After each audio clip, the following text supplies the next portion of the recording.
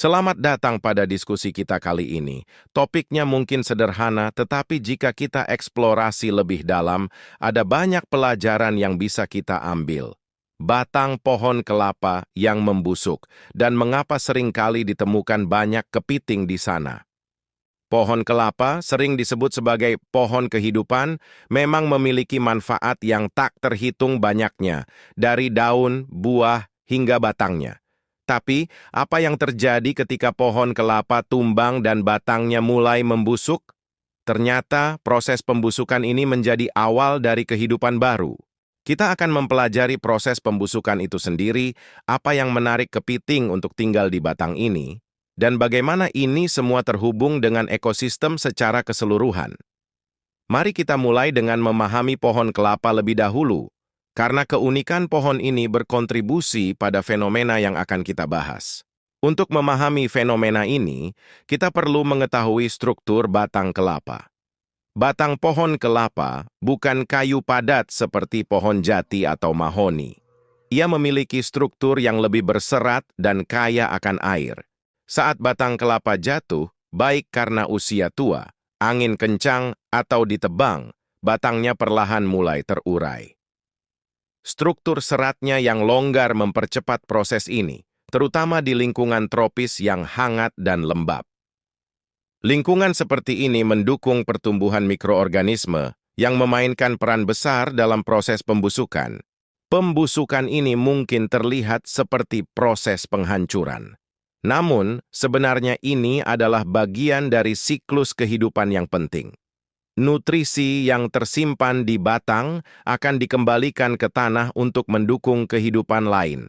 Dan disinilah peran kepiting mulai terlihat.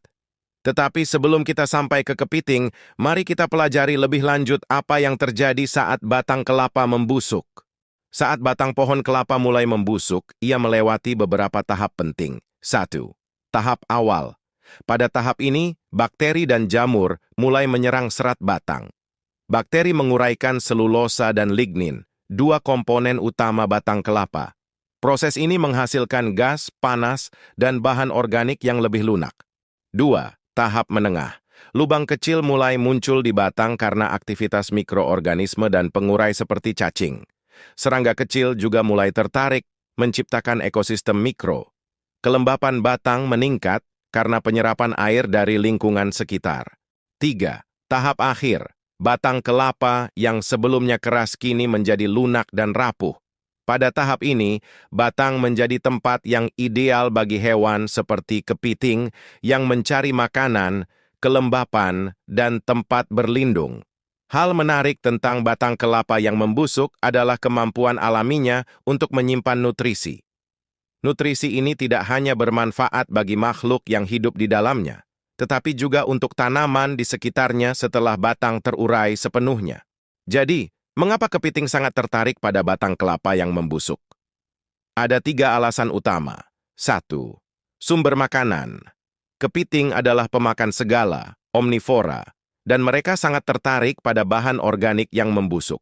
Di batang kelapa, mereka bisa menemukan mikroorganisme seperti jamur dan bakteri, serangga kecil yang hidup di batang, sisa-sisa bahan organik dari batang itu sendiri. 2. Tempat perlindungan. Kepiting, terutama jenis kecil seperti kepiting bakau dan kepiting darat, sering menghadapi ancaman dari predator. Batang kelapa yang lunak dan berlubang menyediakan tempat persembunyian yang sempurna. Mereka bisa masuk ke dalam lubang-lubang kecil untuk berlindung dari burung atau hewan lain. 3. Lingkungan lembab. Kepiting membutuhkan lingkungan yang lembab untuk menjaga keseimbangan cairan tubuh.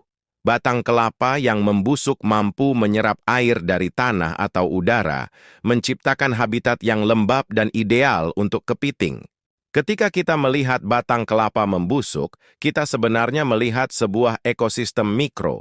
Ini adalah contoh sempurna bagaimana alam menciptakan hubungan yang saling tergantung antara berbagai makhluk hidup. Di batang ini, Anda akan menemukan cacing, membantu mempercepat proses dekomposisi dengan memakan bahan organik. Serangga kecil, seperti semut, kumbang, dan rayap yang mencari makanan. Jamur dan lumut.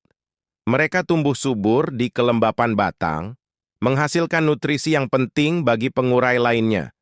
Kepiting berada di puncak ekosistem mikro ini. Mereka adalah pengelola yang membantu menjaga keseimbangan dengan memakan organisme lain, sambil menciptakan ruang untuk kehidupan baru.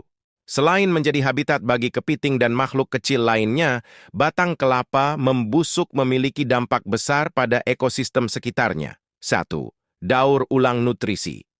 Nutrisi dari batang kelapa yang membusuk kembali ke tanah, mendukung pertumbuhan tanaman baru. 2. Regenerasi vegetasi. Tanah yang kaya nutrisi di sekitar batang akan membantu regenerasi pohon dan tumbuhan lainnya. 3. Mendukung rantai makanan.